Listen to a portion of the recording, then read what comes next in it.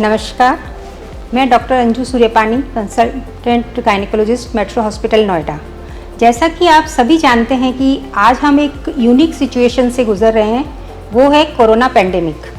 Corona pandemic के दौरान जो महिलाएं प्रेग्नेंट हैं, जिनकी डिलीवरीज होने वाली हैं और जो डिलीवर कर चुकी हैं, उनको किन विशेष बातों का ध्यान रखना है और उनको किस तरह से इस इन्फेक्शन से बचना है, आज मैं उस बारे में आपको जानकारी दूंगी। इसके दौरान आप ही के सवालों का जवाब मैं देना चाहूँगी जो कि आपके द्वारा पूछे जाते हैं। मैडम, अगर मैं प्रेग्नेंट हूँ तो कोरोना इन्फेक्शन मुझे ज़्यादा हो सकता है? तो मैं बताना चाहूँगी कि जहाँ तक जो रिसर्च हुई है, अभी तक ये जाना गया है कि प्रेग्नेंट लेडीज़ में इन्फेक्शन होने का खतरा उतना ही है जितना कि आम और महिलाओं में होता है। लेकिन जैसा कि आप सभी जानते हैं कि प्रेगनेंसी के दौरान बॉडी में बहुत सारे चेंजेस होते हैं। उसमें एक चेंजेस होता है आपका इम्यून सिस्टम। आपके इम्यून सिस्टम में जो चेंजेस होते हैं उसकी वजह से इसमें वायरल इन्फेक्शन जब भी आपको होता है कभी प्रेग्नेंट लेडीज़ में, उसमें वो सिम्टम सीवियर हो सकते हैं क्योंकि वो ज़्यादा गंभीर हो सकते हैं। इसलिए मैं यहाँ एक बात बताना चाहूँगी कि आपको इस इन्फेक्शन से बचना है। और अब नेक्स्ट क्वेश्चन आता है, हम इस इन्फेक्शन से कैसे बचें?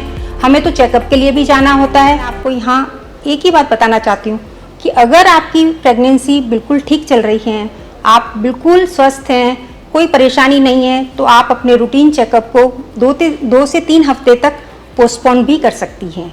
अगर आप वर्किंग हैं तो मैं आपसे दरख्वास्त करूँगी कि आप वर्क फ्रॉम होम का ऑप्शन ऑप्ट करें। अगर आप घर से काम करती हैं, आप चेकअप के लिए नहीं निकलती हैं, तो उसमें आपका जो संक्रमण होने के चांस कम हो जाते हैं। बेसिक हमारा एम होता है कि आप मिनिमम से मिनिमम लोगों के कांटेक्ट में आएँ और जिससे कि आप संक्रमण से बच सकें। ऐसे में अगर बहुत आवश्यक है तभी आप घर से बाहर निकलिए। और इसमें जब कभी आपको आवश्यकता पड़ती है तो आप टेली कंसल्टेशन ले सकती हैं, ऑनलाइन कंसल्टेशन ले सकती हैं, जिससे कि डॉक्टर आपको उस पर सही सलाह देंगे और आप अपना इलाज ले सकती हैं। लेकिन फिर भी अगर आपको जैसे कई परेशानियां होती हैं, जैसे कि आपको लेबर पेन स्टार्ट हो गए हैं, ब्लीडिंग हो जाती है, या कभी बच्चा कम घूमता है, तब आप अवश्य अपने डॉक्टर से सलाह लीजिए, क्योंकि ऐसे में आपको घर पे नहीं रहना है और डॉक्टर की सलाह पर ही आप हॉस्पिटल जाइए। यदि मैं आप महिलाओं को ये बताना चाहूँगी कि निकट भविष्य में अगर 7 to 8 डेज़ में अगर आपकी प्रेगनेंसी ड्यू है तो आप अवश्य अपने डॉक्टर से मिलिए, जिससे वो आपकी डिलीवरी प्लान वे में करा सकें, आपको कोई इमरजेंसी सिचुएशन का सामना ना करना पड़े इस कोरोना पेंडेमिक के दौरान। फिर हम सभी जानते हैं कि माँ बनना एक बहुत ही सौभाग्य की बात होती है और माँ को हमेशा चिंता रहती है अपने बच्चे की। आपके हमेशा हमारे पास सवाल होते हैं कि अगर मैं प्रेग्नेंट हूँ तो मेरे बच्चे को तो कोई दिक्कत नहीं होगी। इसमें बहुत अच्छी बात एक निकल के आई है कि अभी तक हमारे पास जो स्टडीज़ आई हैं उसमें माँ से बच्चे को संक्रमण नहीं देखा गया है, जिसको कि हम वर्टिकल ट्रांसमिशन बोलते हैं, वो कि कोरोना वायरस के केसेस में अभी तक कोई पुख्ता स्पष्टीकरण हमें नहीं मिला है। तो और कोई जन्मजात विकृति, जिसको कि हम बोलते हैं कंजेनाइटल मालफॉर्मेशन, वो भी अभी तक हमने नहीं देखा है। तो ये बहुत ही अच्छी बात है। लेकिन हाँ, जो महिलाएं की डिलीवरीज हो चुकी हैं और अगर हमें लगता है कि उनमें कोरोना वायरस का संक्रमण है, तो उनको डेफिनेटली बच्चे को इन्फेक्शन से बचाना होगा। बच्चे को माँ से 1 मीटर की दूरी पर रखिए। आपके घर में जो सदस्य कोरोना संक्रमण से ग्रसित नहीं है वही बच्चे की देखरेख करे। और जब दूध पिलाना हो, ब्रेस्ट फीडिंग अनदर एक इम्पॉर्टेंट पार्ट हो जाता है। कई महिलाओं के दिमाग में रहता है कि अगर मुझे कोरोना वायरस इन्फेक्शन हो गया तो मैं मेरे बच्चे को दूध नहीं पिला पाऊंगी। दूध पिला सकती हैं आप, ये बहुत अच्छी बात है, आप दूध पिला सकती हैं, क्योंकि कोरोना वायरस का संक्रमण ब्रेस्ट मिल्क में नहीं देखा गया है। आप ब्रेस्ट फीड करा सकती हैं, लेकिन डेफिनेटली जब आप ब्रेस्ट फीड कराएंगी तो आपको कुछ सावधानियां लेनी होगी, जो कि जैसा कि जब भी आप बच्चे को छुएं, अपने हाथ को सैनिटाइजर से क्लीन करिए, मास्क का उपयोग करना है। और बच्चे को फीड कराने के बाद आपको अब जो भी सदस्य संक्रमित नहीं है वही बच्चे की देखरेख करें। जब आप इस संक्रमण से मुक्त हो जाएंगी, आप पूरी तरह अपने बच्चे को ब्रेस्ट फीड करा सकती हैं। अब आती है बात, मैम अगर मुझे कोरोना वायरस इन्फेक्शन है तो मेरी तो ऑपरेशन से ही डिलीवरी होगी, यह नहीं। ये भी मैं आपको बताना चाहूँगी, corona virus infection is the not indication for the caesarean delivery.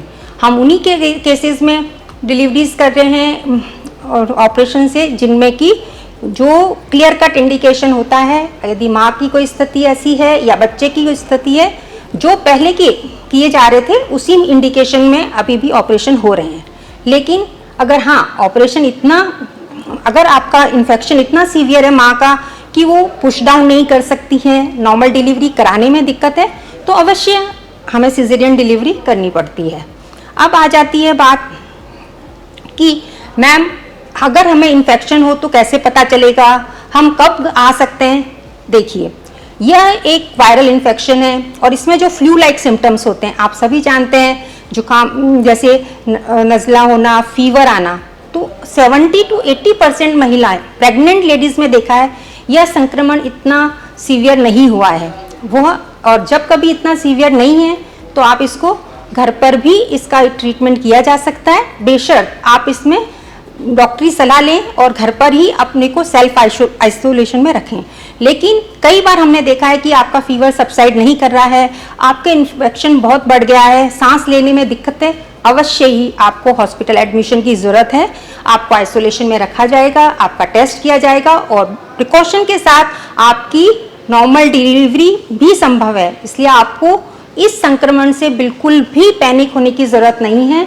ये आम फ्लू की तरह इन्फेक्शन है, लेकिन हाँ, क्योंकि अभी तक इसके लिए कोई वैक्सीन अवेलेबल नहीं है, कोई पुख्ता ट्रीटमेंट अवेलेबल नहीं है, तो हमें प्रिकॉशन लेने की बहुत ज़्यादा ज़रूरत है।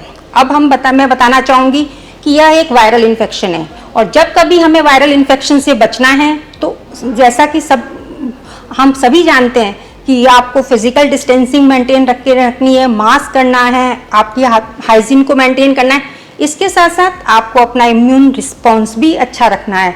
और जब आपकी बॉडी की इम्यूनिटी बढ़ेगी तभी आप इस इन्फेक्शन से फाइट कर पाएंगी। इसको करने के लिए आपको, कई बार हमारे पास ये क्वेश्चंस आता है कि हम जो भी नेचुरल है जैसे जिंजर है, टर्मरिक है, हनी है, ये सब चीज़ें हम ले सकते हैं। डेफिनेटली आप इस ज़रूर से ले सकती हैं। इन चीज़ों में कोई लेने में आपकी बेबी पे भी कोई प्रभाव नहीं है, ना आपकी, ये आपकी इम्यूनिटी को ही बढ़ाएंगे। इसके साथ साथ जो भी हम आपको दवाई प्रिस्क्राइब करते हैं उनको आप नियमित रूप से लीजिए, हेल्दी डाइट लीजिए, जैसे कि ग्रीन वेजिटेबल हैं, फ्रूट्स हैं, स्प्राउट्स हैं, नट्स, ये सब आपकी डाइट में सम्मिलित होना चाहिए जिसकी आपका इम्यून रिस्पॉन्स बढ़ जाए। डाइट और इन सब की बात के साथ साथ, जैसा कि आजकल लॉकडाउन है तो आप बाहर नहीं जा सकती हैं, तो घर में ही एक्सरसाइज कीजिए, योगा करिए, आपको अपनी इम्यूनिटी को बढ़ा कर रखना है।